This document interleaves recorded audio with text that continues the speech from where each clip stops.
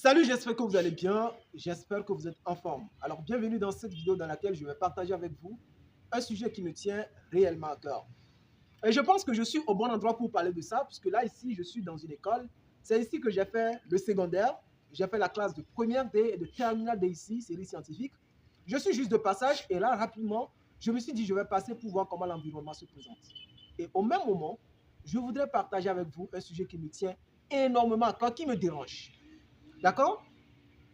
Pour ceux qui ne connaissent pas un peu le Togo, quand on parle du Togo, c'est 5 régions. Là, ici, je suis dans la région des Plateaux. C'est l'un des plus grands lycées ici dans la région des Plateaux.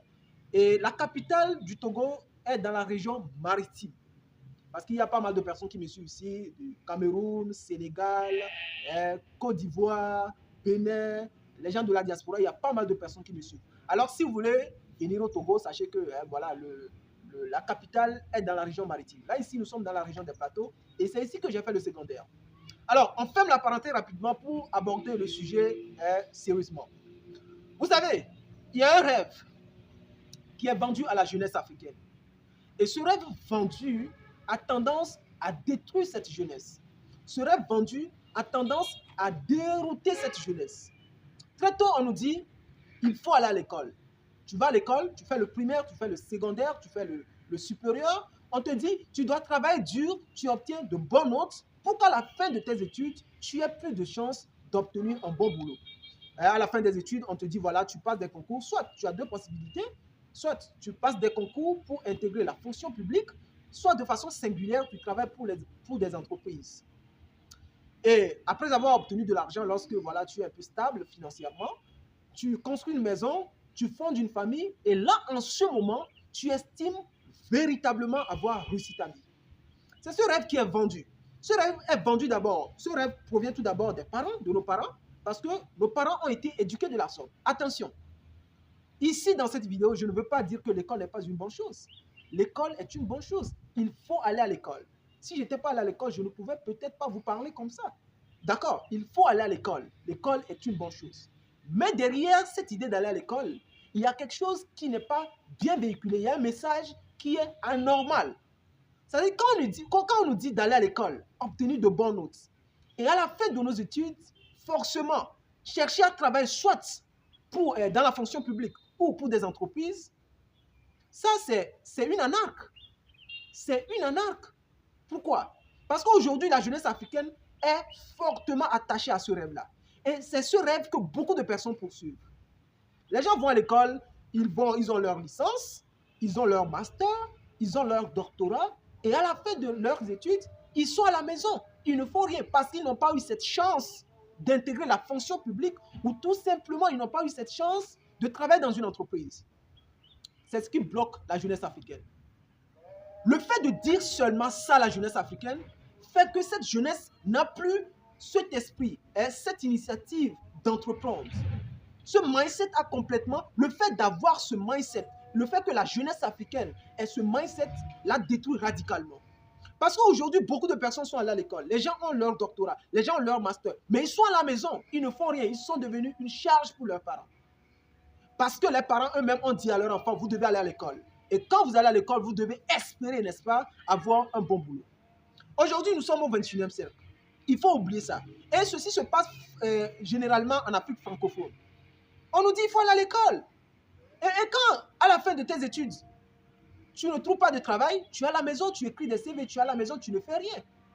Or, nous oublions que nous pouvons, en parallèle, étudier et en même temps faire quelque chose.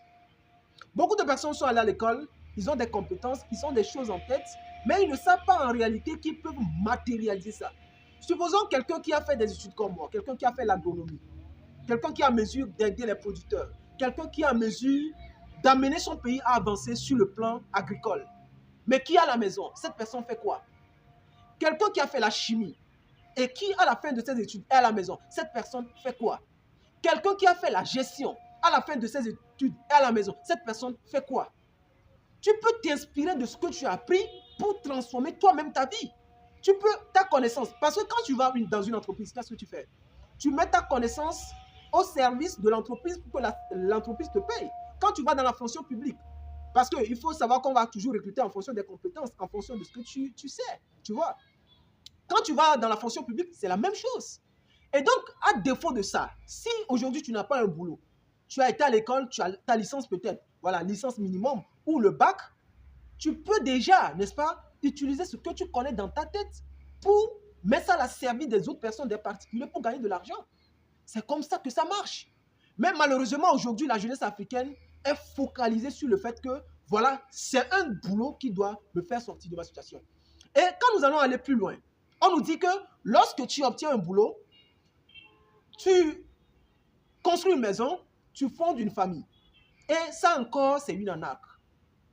On te dit tu construis une maison. Ce qui fait que généralement, quand quelqu'un, un jeune X africain obtient un boulot, un travail, la première chose à faire, c'est de faire une économie et même faire un prêt. Et rapidement, on prend ce prêt-là, on l'injecte dans une maison et voilà. Et à la fin, on prélève ça sur le salaire pendant des années.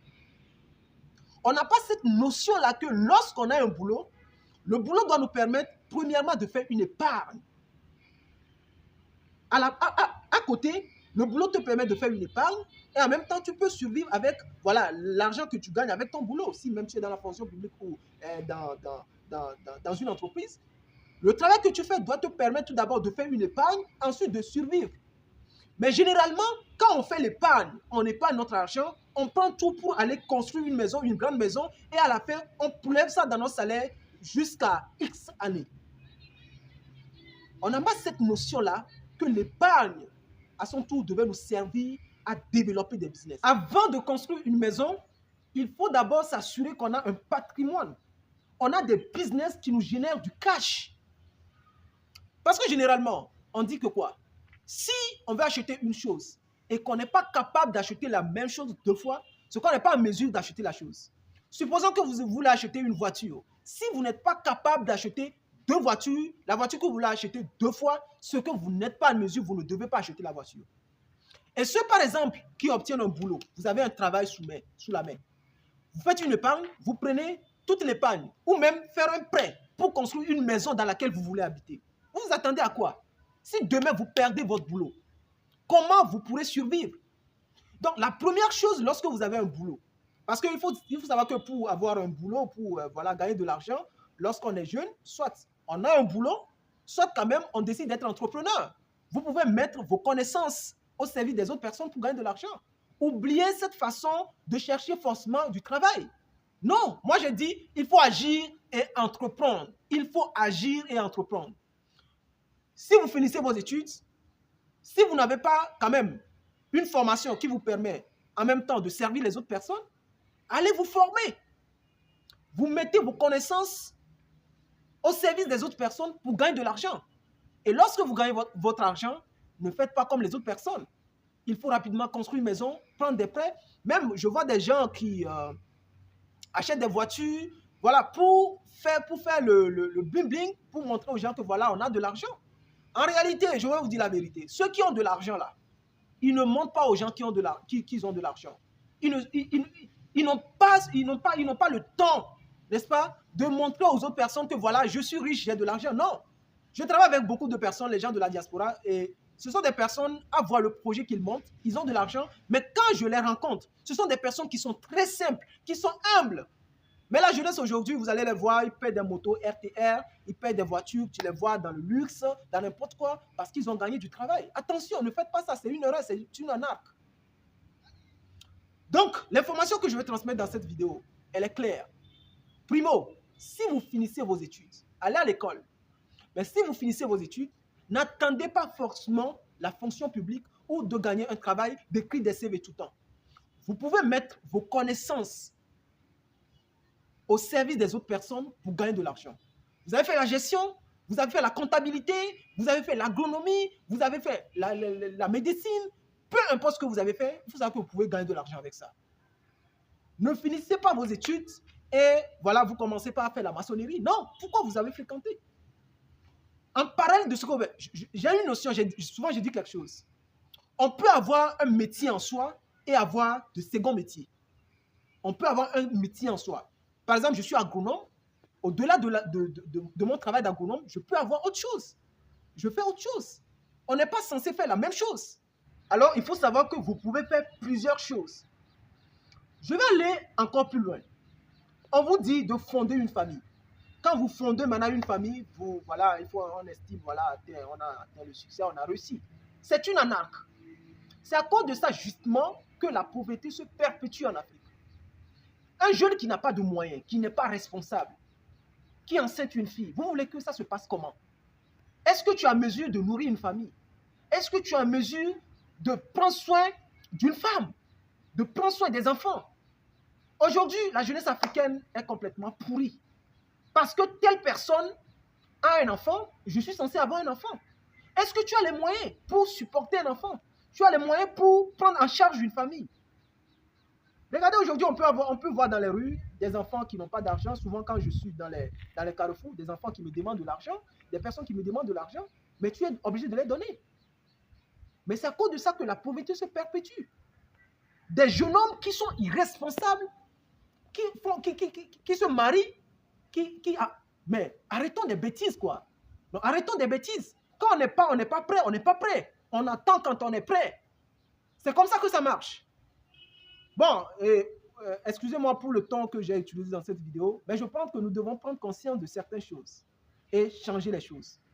Merci. Et donc, dans cette vidéo, retenez fondamentalement que lorsque vous finissez vos études, il faut aller à l'école, mais lorsque vous finissez vos études, il faut mettre ses connaissances au service des autres personnes. N'attendez pas forcément qu'on vous embauche ou voilà, que vous travaillez dans la fonction publique.